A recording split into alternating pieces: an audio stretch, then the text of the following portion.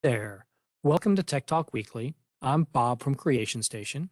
This is our weekly show where we give you 3 or 4 interesting topics in the news for the week, some fun library fact, and send you on your way in about 15 to 20 minutes.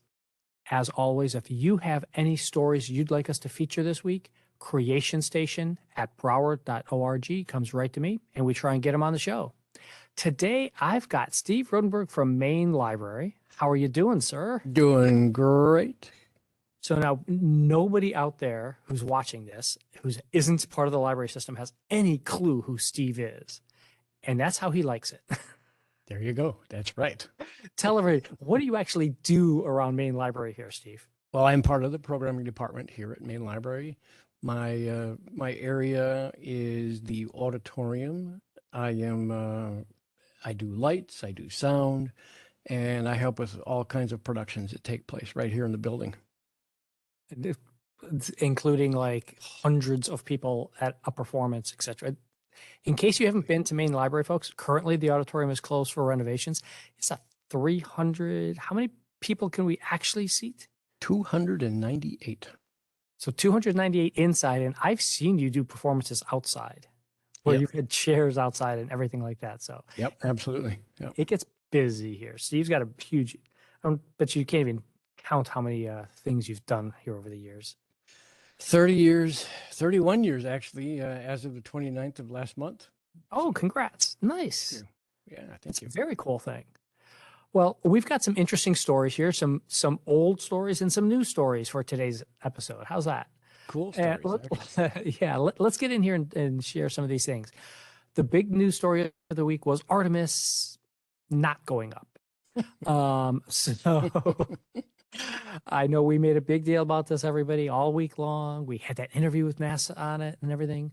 And then something just didn't quite go right. We know what didn't go right now. It's just a sensor. And that's what led me to this one story here. Our first story is they're reusing space shuttle parts on Artemis. So we talked last week about how none of this is, recoverable or anything. What they're doing is they're taking the engines that they used to put on the space shuttle, they took them out of mothballs, cleaned them all up, fired them all up, and are sending them as part of that big, huge rocket going out to the pad. And so right here, you can see the picture of the large rocket engines there. They used to do the 3 engines per shuttle. Now it's 4 for Artemis. And here's the listing of these. What did you think about this one, Steve? This was interesting thinking about it was recycled parts, and it's going to be really cool. And it's their final voyage. Yeah. And I think it's really interesting that part of one of the engines, it was on Columbia when Columbia's did the last successful mission before Columbia had the accident.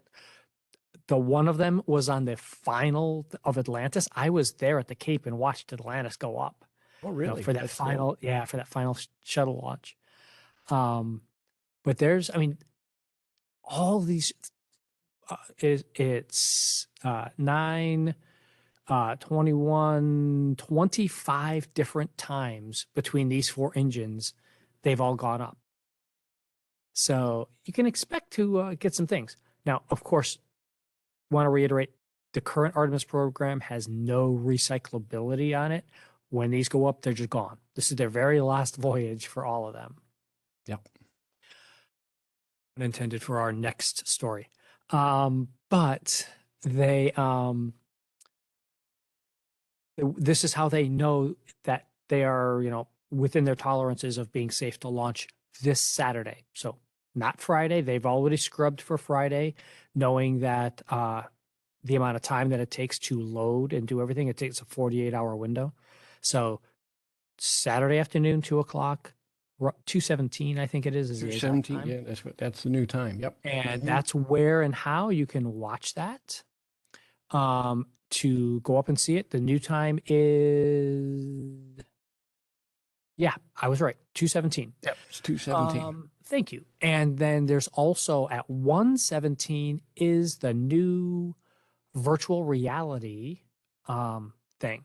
You got a chance to peek at their website, huh? I did, yes. And the people doing it, Felix and Paul Studios, are this would be really cool. And I remember watching Saturn go up and watching it on our television, but watching it in 360 virtual reality, that would be just Y- neat. And you don't need a headset. You could do it on a flat, regular 2D screen, but obviously, if you've got a headset at home or if it's Saturday, main library will not be open. Service announcement, but Margate Library, Pompano Library, the Sunrise Library all have virtual reality gear that you can go in and use. You can go pop into the Oculus and go take a look at that. I think that would be cool. Yeah, yeah. I mean, not if you can get to Canaveral, it's an amazing experience. Uh, Absolutely. I wouldn't try to go to this one. I I mean, hear it's just going to be overrun it's with folks. insane. Yeah, 100. They had 125,000 people there on Monday. Oh my gosh, to watch it scrub. Oh my goodness. Yeah, yeah. So yeah, I'm gonna wait till like 6 or 7 before I go watch. That's true. Because number one, number two, and then number 3 and 4 both have the first crew on them. So I figure I'm gonna wait until after that because it's gonna be crazy up there. Absolutely Um, crazy. and there is the whole stream. You can go to the NASA website. You can go to there and you can see all of the different streams from your phone, from your computer, on your TV, all the different stuff that you want. And if you're in South Florida, walk out back and look north right at 217 and it's going to take about, what do you think, like 4 seconds for this thing to get, Probably, yeah. yeah, probably 4 seconds before you could see it. That's true. And then you'll be able to look north. And if you're familiar with the South Florida area, just look up State Road 7. That's going to give you a nice, good general guidance for where it is. And you're going to see a huge cloud and a huge plume going up there. And I read 7 Yeah. seconds from 0 to 70 miles an hour. Yeah. Yeah. The thing's already like at crazy numbers of speed before it even passes the top of the launch tower. It's just, yeah, this is not a slow rocket, folks. This is Nope, everything. nope. And then our last new future slash space story for the day is Voyager. Now, the reason we're bringing up Voyager is twofold. One, there is a little bit of news about it here because it was sending back some bad data and they figured out how it is. And I think that's pretty darn amazing right there. But also, Agreed. on the 5th, September 5th, it's going to be 45 years since Voyager 1 left the planet. That's amazing, isn't it? 45 years. Back in August 20th, so last week, was Voyager 2 is when they had their launch. And it's also because that's why Artemis couldn't launch just any random time. You've got everything's moving in the solar system. You got to coordinate where you're going to be and how you're going to be when you hit certain spots. But it is amazing that they were able to, at 14 billion miles away, do a tech check and swap a computer out for what because they built this thing to handle this kind of stuff, and it switched over to a bad computer that they knew they had on board, and they were able to remotely switch it back to the correct computer and have it work. I was just like, man, That's amazing. Yeah. isn't it? Wish I could do that to my car. That would be great. And I cannot wait. I want that all to be fixed just right away, isn't it? And it Yep. takes minutes for this stuff to go back and forth. I'm looking to see if they got the actual time. No, they don't have the actual time here. But the distance, I don't know if you noticed this one, Steve. So when they first found out that they had a problem until the time they could fix it, Voyager had traveled 100 million miles. That's how fast and far out this thing is now. And they're still able to fix it. Just think what it has seen out there. We don't even know what it has seen. No.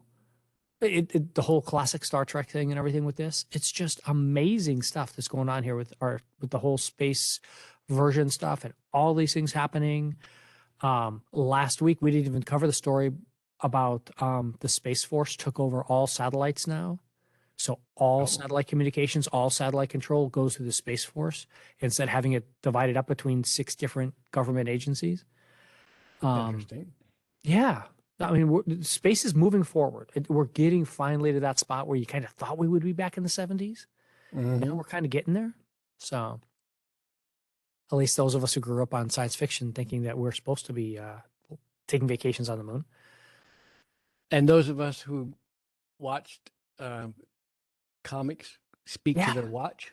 My wife was speaking to the watch the other day in her phone call. By the way, everybody who's not familiar with that whole concept of Dick Tracy, I recommend you go do a quick search. Dick Tracy and speaking to your watch. Let's go back into the past. Yes. Way, way, way back into the past. We're going to go back 1,000 years. Well, almost 1,000 years. They have been in 2004 in London. They were digging for a parking lot and they stumbled upon an 800-year-old well, and they found at the bottom of the well 17 bodies. Horrible story. This was amazing. This was amazing, isn't it? I mean, it's a horrible story. They had 6 adults, 11 children thrown down into the bottom of a well. No one knew anything about it. Nobody knew. There was no notes about it. Nothing in any history that they knew about, anything that was even supposed to be there. And then they were able to, by going through and getting DNA sampling and sequencing and everything, they were actually able to pin down the youngest person, who was between 5 and 10 years old, and figuring out that all 6 were of Jewish descent. And then were able to then pin it down to the 1190, so 1190 AD, and the Third Crusade. So they got it down to February of 1190 to know when this actually happened. Really is amazing. Yeah. And it's just one of those things. I mean, like, do you remember the TV series Bones? Yes. Yes. And that immediately sprang to mind when I read this story. I was just like, true. Hey, wait a minute. Like this is, again, taking some of those fanciful ideas that weren't really happening in their TV show. And no, we didn't really do that stuff. Now we are doing that stuff. Now we really are being able to say, hey, look, we can build and do this and make sure of being able to find all of this.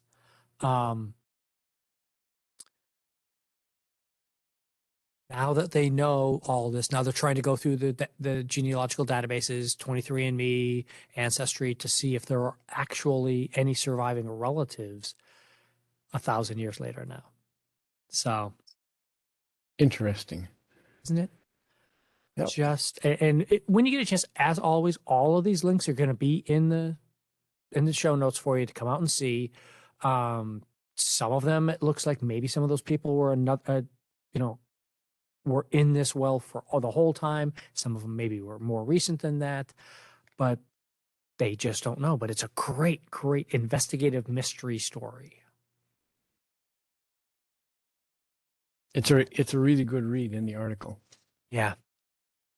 And then the last one to cover today is another really old one. So this is a classic old technology coming to life. Isn't it? Tell us about it, Steve. This is, and I'm afraid that I can't pronounce them. You're going to do better at it than I would. So this is people who have learned the art of medieval woodworking, who have now been commissioned to do the woodworking in reconstructing Notre Dame, Notre So Dame. Notre Dame burned up in 2019. For anyone who vaguely understands, but so in 2019 the cathedral caught fire. They were doing some construction work, some rebuilding work there, and the entire wood ceiling of the cathedral caught fire and melted the lead, everything like that. It was just a horrible tragedy. Quite, yes. At the And time, they thought, well, we're never going to be able to fix this. We don't know, where are we going to find wood that's that old to replace it. Nobody knows how to do this or anything. But then, yes. um, the proper pronunciation that I just can't come up with. mm-hmm. Um, Gudilon, Gudilon. I mean, Gudilon. you I kind of think have to think Gudilon. That sounds close. French. Yeah, Yeah, yeah. the Gudilon project. And this is a bunch of folks who have learned 12th and 13th century woodworking that said, hey, we can rebuild Notre Dame the way that it was. Yeah. And this is not, okay, we're going to cut some beams and we're going to nail them together or latch them or anything. This is taking an entire tree and carving that one tree down to make one beam by hand, beam by beam. And if I read that correctly, they're actually reproducing the same kind of tools that they would have used back then also. Using all of the original tools, all of the stuff.